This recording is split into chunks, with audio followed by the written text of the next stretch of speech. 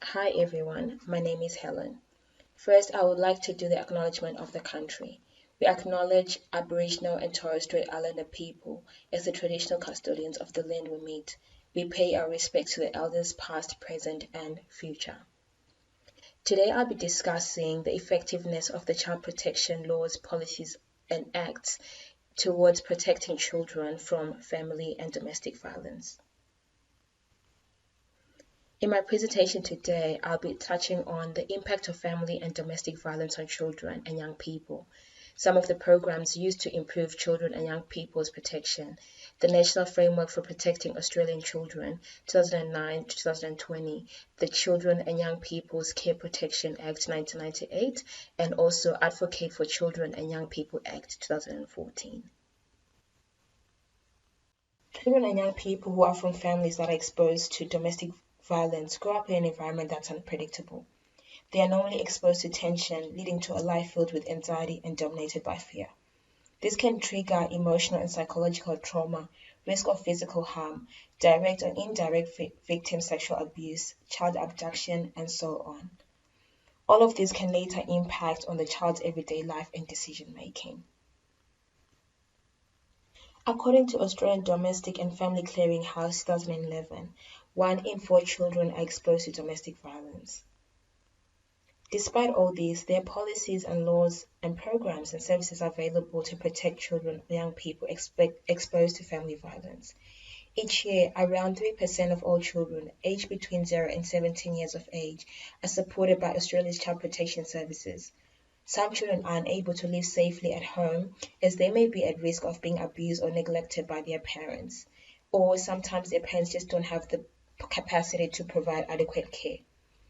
Children and families may receive support services to keep children with their families, or sometimes become subjects to investigations of reports of child abuse, neglect, protection orders, and/or placement in out-of-home care such as relative or foster care. In Australia, state and territory governments are responsible for statutory child protection. Each responsible department assists vulnerable children who have been or are at risk of being abused, neglected, or otherwise harmed, or when parents cannot provide adequate protection. Departments are responsible for child protection investigation, process, and oversee the management of child protection cases. Children and their families are assisted by being provided with or referred to a wide variety of services. The national recurrent spending on child protection and out-of-home care services was 4.8 billion in 2017 to 2018, which shows a real increase of 463 million from 2016 to 2017. This continues a pattern of increased spending over the past 5-year period, averaging an annual increase of 268 million between 2012 to 2013 and 2017 to 2018. Child Protection Intake Services screen incoming reports to determine whether further action is required. Reports that are deemed to require further action are generally classified as either a family support issue or a child protection notification. In New South Wales, we have the Department of Family and Community Services, which collaborates with the government, non-government, and community partners to work with children, adults, families, and communities to improve lives and realize potential, with their main focus being breaking rather than managing disadvantage. With facts mainly being at the forefront of child and young people's protection, there is a huge overlap and division and uncertainty when it comes to services, programs, and activities available to protect children. Some of the effective programs provided by FACTS includes the primary, secondary, and tertiary intervention programs. Primary intervention aims at preventing or stopping abuse before it happens by targeting members of the community through broad-based programs to raise awareness of the problem and provide support through service programs such as National Child Protection Week, which is normally promoted by the National Association Prevention of Child Abuse and Neglect, or personal safety programs which are conducted through schools and groups in many parts of Australia. Secondary intervention is the process of early recognition and response to the challenges faced by the child or young person in order to decrease the harm or abuse that may occur to them due to family violence. Secondary intervention services are put in place to improve the welfare, well-being, and safety of the child, young person and their families. This also prevents the development or emergence of problems and issues in these families. The difference between the two is that primary interventions are normally universal and are accessible to all the community members, where secondary interventions are mainly selective, meaning that these are provided to families that are already at risk of family violence. Next up, we have some examples of primary intervention services.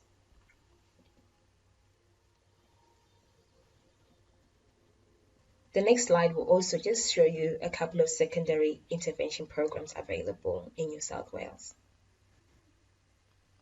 One that really stands out for me is the Brighter Futures program, which has a specific eligibility targeting families that are most suitable for involvement in the program. And lastly, tertiary prevention is also known as the intensive and specialist prevention services, and it refers to the intervention that happens to help those who have already been abused with the aim of preventing its recurrence, and it's the responsibility of the state and tertiary governments. An example of tertiary includes out-of-home care, which happens when all avenues have been exhausted, and this is by putting children in a care of someone who has capacity to make sure that they care for the child without the child being exposed to abuse, and court orders have to be issued for this to happen.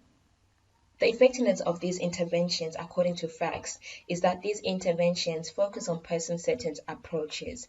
They protect and promote the community and social participation through education and raising awareness against domestic violence. They foster an organizational culture from the top down, which supports respectful attitudes and relationships between the staff, the person, and their family. These also implement a clear internal feedback mechanism, which provides the person and their family with opportunities to communicate what may be working or what may not be working for them. And mainly, it also addresses the barriers that prevent the person or the child and it also supports staff from identifying and reporting abuse and neglect in due time. Another framework that is useful and has been proven to be effective is the National Framework for Protecting Australia's Children, 2009-2020.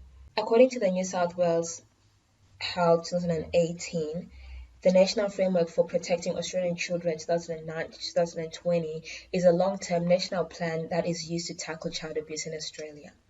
This framework is also reviewed after a couple of years.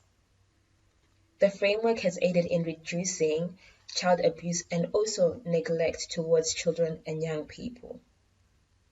The effectiveness of the framework is that children receive support to find appropriate accommodation and also get support to remain in their homes. This framework has proven to be effective as it allows children to also remain in their homes, and also if that's impossible, they are able to get support to find an appropriate home for them.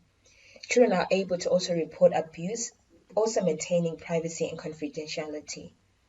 Children are also able to have a say in what accommodation or care they may receive. When it comes to Indigenous children and young people, they can receive support to be safe and also improve their health and well-being. And all these supports take into consideration the cultures, languages, and principles for each individual. This is just a diagram to show you how the framework works in incorporating culture, language, principles, standards, and values. And this framework also promotes that protecting children is everyone's responsibility. The next law I'll be discussing is the Children and Young Persons Care and Protection Act 1998.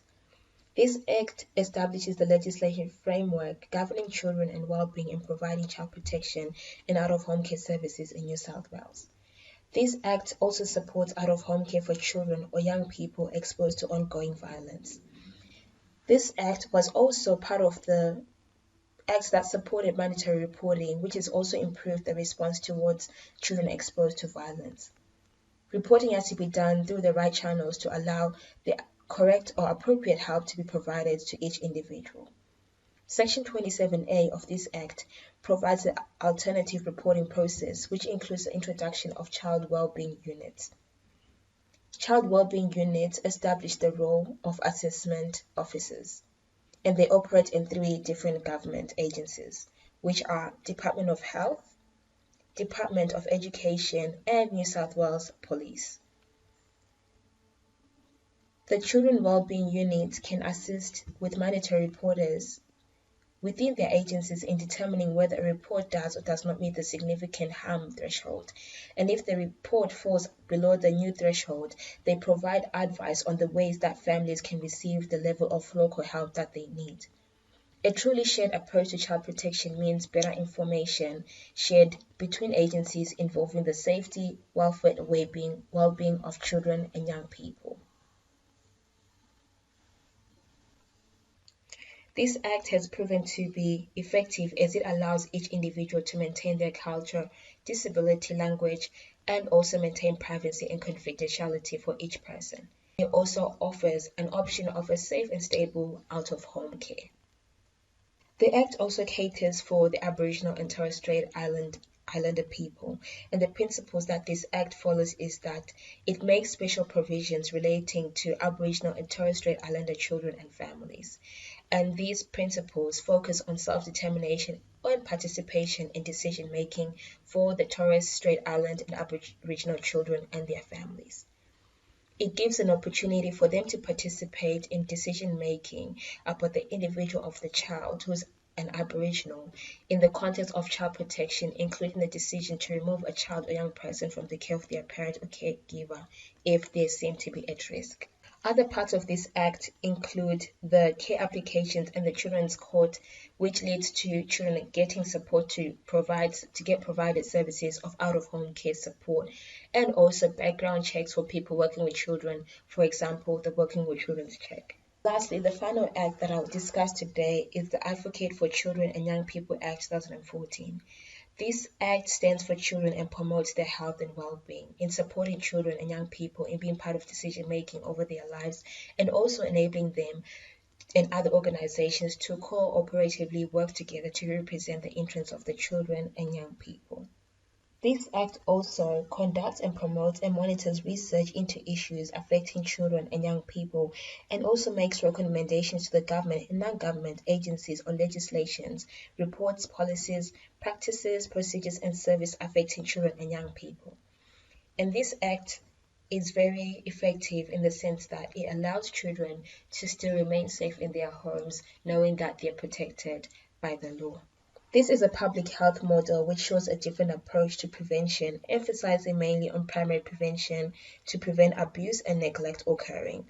It seeks to involve other professionals, families, and wider community, enhancing the variety of systems that can be used to protect children, and recognize that protecting children is everyone's responsibility. Below are the statistics of the children receiving child protection services. If you look at the statistics, we can see that children admitted to out-of-home care in 2008 and 2019 was 12,223, and those that were discharged were 10,733, which goes to show that whatever laws or procedures are being followed by family support services is allowing children to eventually move back to their homes and to receive that support that they need. Based on the statistics below, I would like to believe that the laws, policies, and acts provided by the Australian government have proved to be very effective in areas like the city or in well-developed areas across Australia. However, in areas like the rural areas, I believe that there's still room for improvement, and that if organizations continue to work together, there will be a decrease in family violence towards children and young people.